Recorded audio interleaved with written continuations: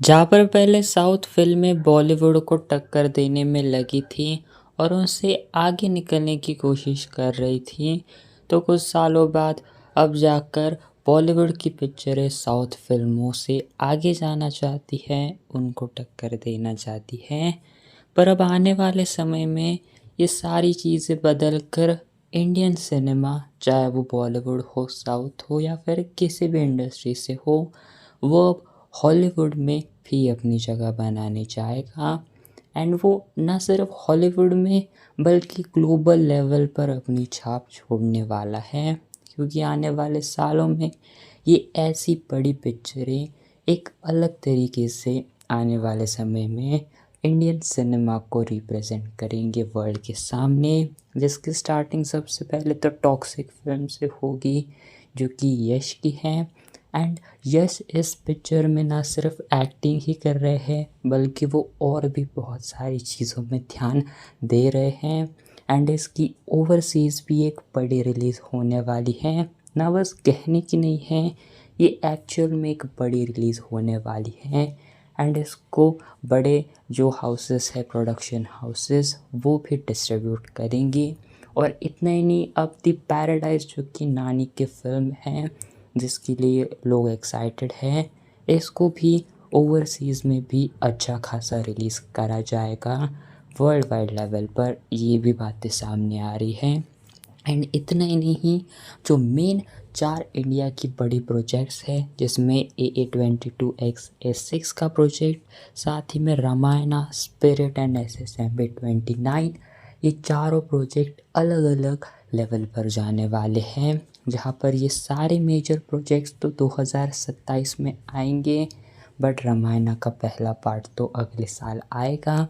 And Ramayana की बात तो हम छोड़ ही देते हैं, क्योंकि ये फिल्म ने ये ग्लोबल लेवल पर सिनेमा को रिप्रेजेंट करने वाला है। एंड ये इंडिया को रिप्रेजेंट करेगा ग्लोबल लेवल पर। एंड अगर एक अच्छी फिल्म बनती है, जिसकी उम्मीद बहुत ज़्यादा है कि ये फिल्म एक बहुत अच्छी बनेगी, एंड इसमें हैंस जिमर का भी म्यूज़िक होने वाला है, जिसके चल के हमने इसके ग्लिम्स में भी देखी थी। एंड ऑल्सो बहुत बड़े बड़े इसको जो हैं, जो बहुत सारे आर्टिस्ट हैं, उनका साथ है। एंड इसको आपको बताने की ज़रूरत नहीं है वर्ल्ड वाइड किस तरीके की रिलीज़ इसकी होगी। एंड इसका बजट भी इतना ज़्यादा है, जो कि इवन हॉलीवुड की फ़िल्मों का इतना बजट होता है, जो कि रामायण के दोनों पार्ट्स का बजट है। एंड ये फिल्म एक बहुत बड़ा इतिहास भी रच सकती है, ना ही सिर्फ इंडियन सिनेमा में भी, बल्कि ऑल ओवर वर्ल्ड वाइड के सिनेमा में भी। एंड वही अगर और भी पिक्चरों की बात करें, तो एटली 6 जो प्रोजेक्ट है, ये तो पूरा का पूरा हॉलीवुड की आर्टिस्ट से जुड़ा है, क्योंकि मार्वल, डीसी, हर किसी के आर्टिस्ट, कोरियोग्राफर वगैरह, डिज़ाइनर सभी इस पिक्चर के सारे आइडियाज़ पर काम करने में लगे हैं। एंड हर एक स्टूडियो के बहुत अच्छे अच्छे टैलेंटेड लोग इस प्रोजेक्ट के साथ हैं। एंड इवन अब इसके विलन के लिए भी बताया जा रहा है कि हॉलीवुड से विल स्मिथ या फिर ड्वेन द रॉक जॉनसन का नाम सामने आ रहा है। एंड जो स्पिरिट है, उसमें तो आप ये कह लो कि ऑलमोस्ट ही अपने डोनली कंफर्म्ड है। एंड वेल, ये जो प्रोजेक्ट्स हैं, ये बहुत काफ़ी अच्छे तरीके से इंडिया में तो डिस्ट्रीब्यूट होंगे, बट इसकी ओवरसीज़ अदर कंट्रीज़ में भी काफ़ी अच्छे से इसकी जो है डिमांड होगी। एंड काफ़ी अच्छे से इसको एक प्रॉपर रिलीज़ करा जाएगा। एंड ग्लोबल लेवल पर चीज़ें हो, एंड अपने SS राजामौली का नाम ना हो, ये तो फ़िलहाल हो भी नहीं सकता। एंड SS राजामौली की नेक्स्ट फिल्म SSMB29, जिसके कि अभी कुछ दिन पहले ही लीक पिक्चर सामने आई थी।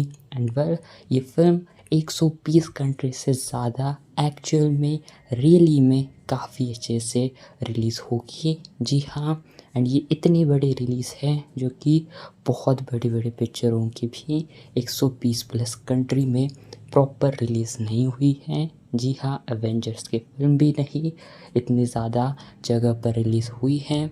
जी हाँ, एंड वेल, ये फिल्म भी ग्लोबल लेवल पर जाएगी।